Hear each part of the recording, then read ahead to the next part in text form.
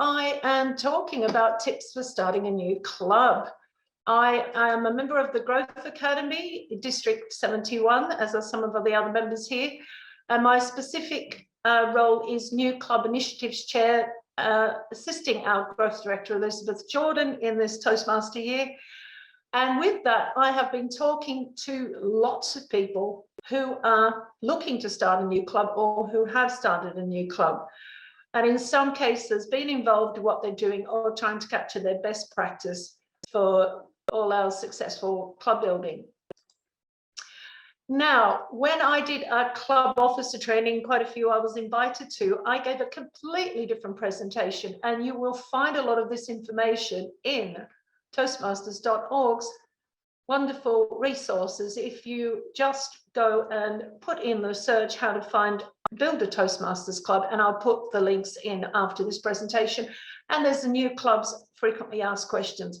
Now, a lot of the information in there tells you how many people you need to start a club, how many numbers, and all the information, and includes the paperwork for application to organize a club and then eventually charter when you hit your 20 members.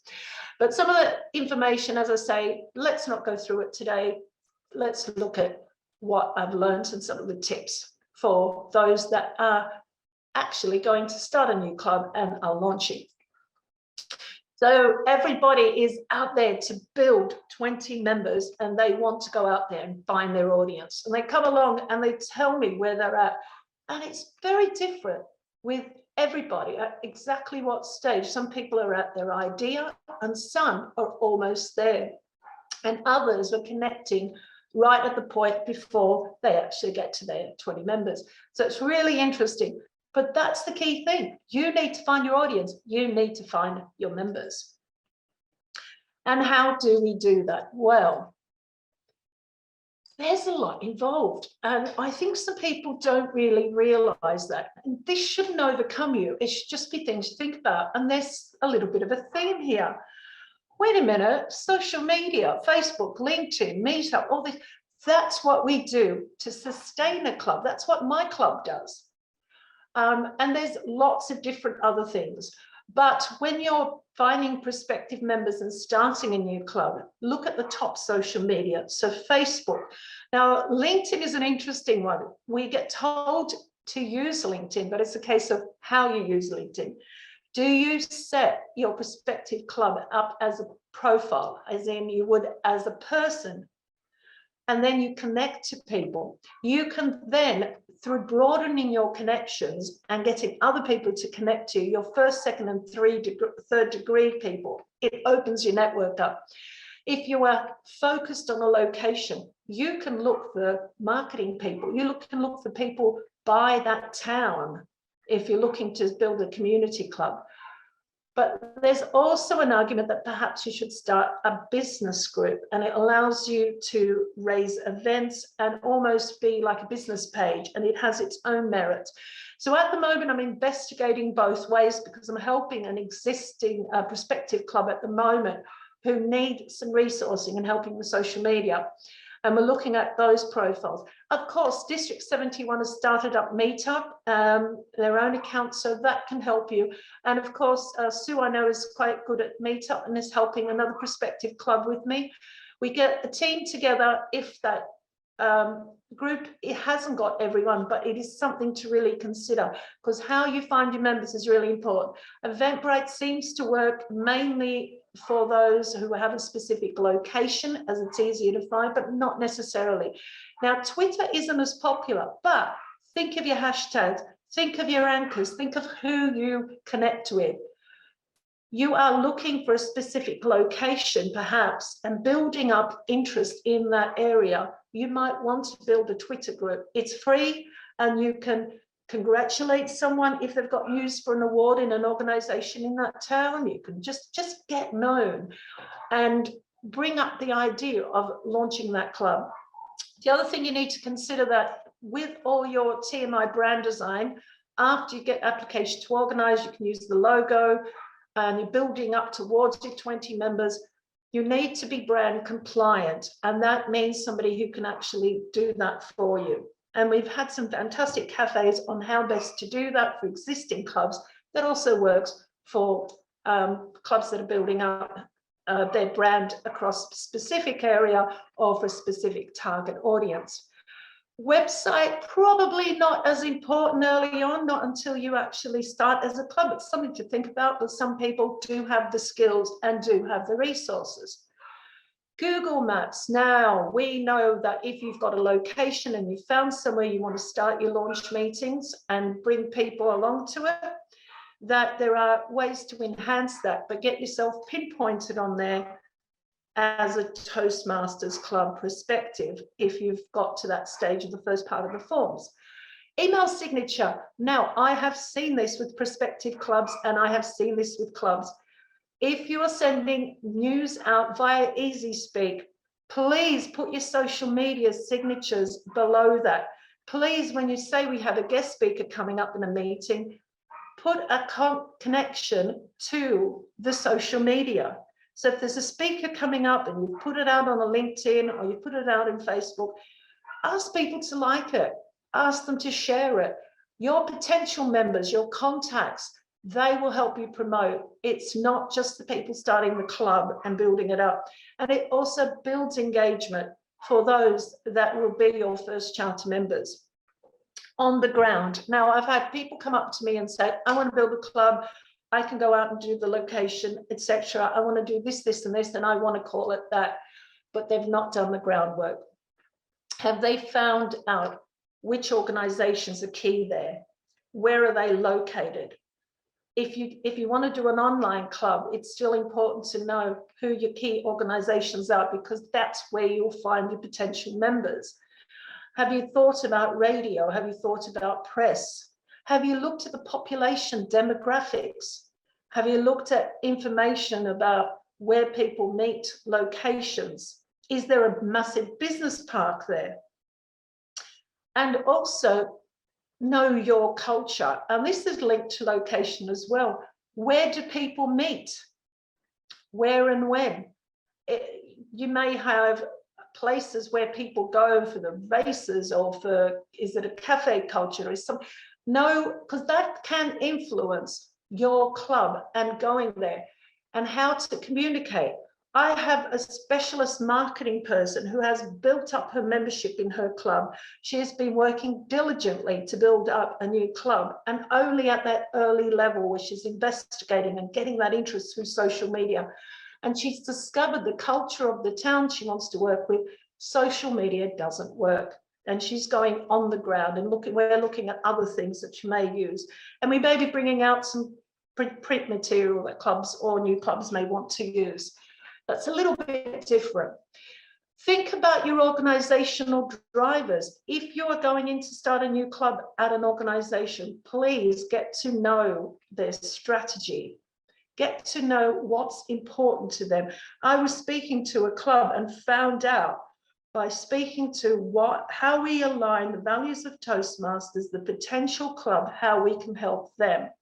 It turns out that feedback is big in their culture. It turns out that the club they want to start, they haven't been bringing in their leaders, and they're wondering why they're not getting that engagement. But you need that support, because that matters to the culture of the organization. So if you have a leadership announcement, even something about a special day the company's doing, see if you can bring it into your Toastmasters meeting and then say something afterwards. Sometimes they may even want a feedback. You can make it as an ed slot. There's some really interesting ways to bring engagement and bringing the culture of an organization, and likewise a location. Member drivers, I'll talk about this a bit later, but think about why people are coming along. And also, it's really important to think about whether those members are available. One of the clubs that wanted to start basically said no one is ever available. So they had to change the time of their meeting because people were always running to meetings. Or they needed to do PhDs at night and run around on sites all day. So think about how sustainable your potential new club is and how you can reach your audience and what your audience is. So strategy is really important. Not for profit. I've seen some fundraising to build up some of the money that's required to get your locations up and running, and to get also to approach people and get started and find these places. Remember, we are a non-for-profit organization. That's really important. And I find that actually finding people out there and not coming across as very salesy. When you say you're a non-profit education and you've got so many members around the world, they're actually more interested to connect with you on social media as a club. And don't forget external factors. We've had COVID, we've had impact. Your strategy should always revisit. You should reach out and see what other clubs are doing. And that's one of the things we do as the Growth Academy, because we know that some things like, as I say, COVID around January, a lot of things basically stopped. People got very busy, people got unwell, and some of the launches are restarting now because as a result. So don't give up and just revisit. Also had a club that really wanted to start up for all new members, pretty much. And once they launched, all they had was Toastmasters wanting dual membership. They had to completely change the target audience. So be open, because while you're researching, while you're investigating, while you're finding out what your potential market is and your special idea, things may change. Two things are the most successful for launching. One is the demonstration meetings, going out there and getting some experienced Toastmasters and running a demonstration meeting. I can tell you now, especially online, a 1-hour meeting is best. I've seen people lose interest after a while. If it's at a work thing, they get busy, they get distracted. I've seen people drop off on some of the other ones. You need to catch them in that first hour. We have a Growth Academy template of how it's introduced, one speaker, some table topics, and mentioning of the other roles, but you don't have to do them all. Most of all, you need to build that enthusiasm. Start the meeting early, start networking early. Most important is to find out, go around and find out why visitors came. Now, this is face-to-face or otherwise. I took notes and listened to people why they came. And when I had a chance to address everyone at the end, I fed back some of that wasn't ticked off and mentioned throughout. Because if you don't get visitors in that first meeting and they connect to why they should be there, you would lose them. And that's a really good lesson. I know Lucinda mentioned that when she came and did her cafe talk. It's very important and to feed back why people came, and then you mention what you've now given them. And that's a bit of a sales pitch there. And then, of course, Speechcraft. Wonderful workshop, Fundamentals of Public Speaking. There's a new digital bundle out there. Also, don't forget it's $50 and you have to work it in. Basically, it's a workshop that teaches people about public speaking. Your clubs may want to do this in a town, and the next thing you know, those people are interested and they want to join Toastmasters. It's been very successful in organizations as well. They get a taste of Toastmasters, they get it, they love it. We get a club. Right, I could go into great detail on this, but I am going to run out of time. But I can tell you now that you need a big team. It's not just the sponsors, the people that find the first 20, the mentors, those that grow the committees and all the rest of it. You can reach out, and actually the more people involved that get involved is actually quite a great team and ideas. And you're also always building your potential members and your first committee and bring them through your strategy. So we talked about researching, connecting, developing. Don't forget your resources. You need money, you need a bank account, you need people, places, and some payment. And we can talk about building up how much cost you need, how to fill in the forms, etc. Implementing, measuring, reviewing, and don't forget to celebrate. It's going to be a huge party. And growing to the launch, as I said, culture and vision. So I've asked below, what makes your club special? What is your brand? How do you want to sell that across? And I've seen that if you go into social media, you'll see different clubs putting different little lines of saying what their club does. Think about the time and the day of the meeting. If you're going to run meetings every Tuesday night at a certain time, do you launch then? and think about how long it'll be and what kind of speaker you'll have for your first meeting. An experienced one, a less experienced one, what's that saying to the audience? Again, as I said, background of people, build the enthusiasm and match your visitor needs. I think they're really important, and very successful launches have come from this. Again, the 20 members, it's in the manual, but very important little point I will make. 20 members for a new club, at least 17 need to be members of that club only. That means that if you've only found a few at a time, you can get them to join another Toastmasters club that you're working with, and they can all transfer once you get to that club. That means they build up their Toastmaster skills. That means they're more likely to join the committee and build that. They can still come along to some earlier meetings, but think about that. It's really important to think that. And then, of course, the other type of club is where everybody is a dual member, and that's really important to know the difference. And these are the minimum numbers until you become a chartered club. So by feedback, information, I could tell you a lot of stories about specific things that have happened and how they built success, but that's my ideas for today.